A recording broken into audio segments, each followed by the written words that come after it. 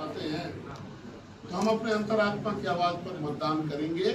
और ऐसा अगर होता है, आप पॉलिटिशियन, आप जानते हैं कि टाइमिंग एक बहुत इंपॉर्टेंट चीज होता है। और ये बिल अभी जो लाया गया, क्योंकि टीएमसी जिसका साथ बंगाल में हो रहा है, टीएमसी सबसे ज्यादा महिला सांसद भेजती है, तो ये एक टीएमसी का मुंह भी एक धब्बा नहीं हुआ। देखिए आपने अपना जवाब खुद ही दिया, टाइमिंग बहुत इंपॉर्टेंट चीज है। एग्जैक्टली यही काम नरेंद्र मोदी जी की सरकार करने जा रही है कि अगर आज ये बिल हम नहीं लेकर के आते तो 2029 में हम इसका इम्प्लीमेंटेशन नहीं कर सकते, इसीलिए हम लोग लेकर के आए। और अगर हम इसको छोड़ देते अपने आप पे तो ये डिलिमिटेशन कब होता, उसके बाद उसका पब्लिक हियरिंग कब होता, उसका रिपोर्ट कब आता, उस रिपोर्ट के बाद में उसका फाइनलाइजेशन कब होता, अडॉप्शन कब होता, तब जाकर के उसका ये जो है प्रैक्टिस में आता।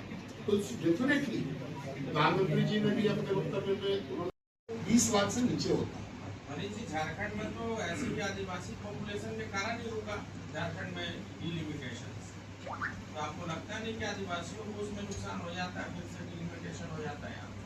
देखिए हर एक लोगों का ध्यान, आपने सर सुना नहीं कि हर एक लोगों का ध्यान इसमें रखा गया है।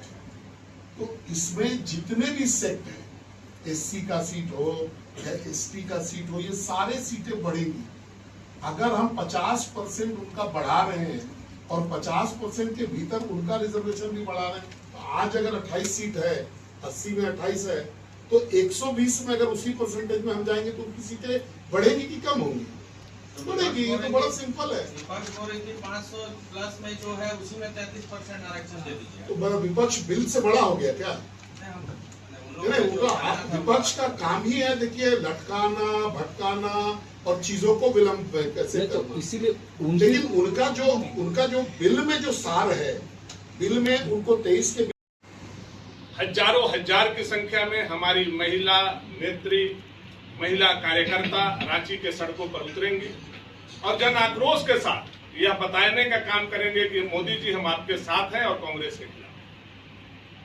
हम जिलों में जाएंगे और 30 तारीख तक हम मंडलों में भी जाकर के यह पैदल मार्च करके हर एक घर तक यह संदेश पहुंचाएंगे कि मोदी जी ने जो नारी के सम्मान में यह बिल लाया था, कांग्रेस और उसके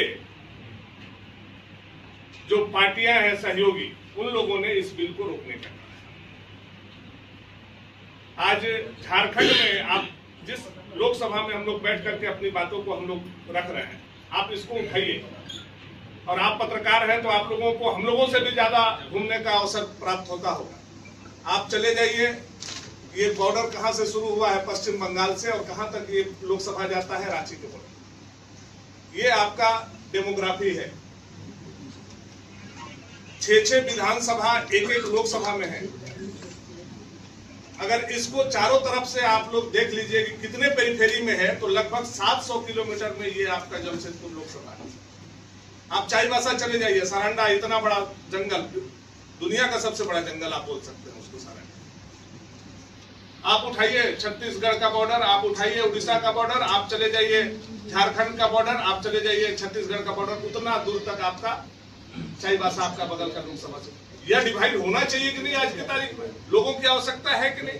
हम पंचायत छोटा बना रहे हैं, विधानसभा भी छोटा हो, हम ब्लॉक छोटा बना रहे हैं, जिला भी छोटा हो, हमारा लोकसभा भी छोटा हो, हमारा विधानसभा भी छोटा हो, ताकि अधिक से अधिक जनप्रतिनिधि जनता के काम को पूरा कर सके। तो मोदी जी का बहुत स्पष्ट सोचना है, जिस पर ये कांग्रेस ने धूल धूसरित करने का काम किया है। और इसका जवाब आधी आबादी के साथ साथ जितने भी संवेदनशील लोग हैं वो उसका जवाब। जेएमएम तो बोल रही कि भाजपा जो है डीमिलिटेट से परिसीमन का चूल्हा ओढ़ करके कुल मिलाकर के महिलाओं को गुमराह करके, अब उनको बोलने का जब कोई राइट नहीं है, 60 साल आपने शासन किया।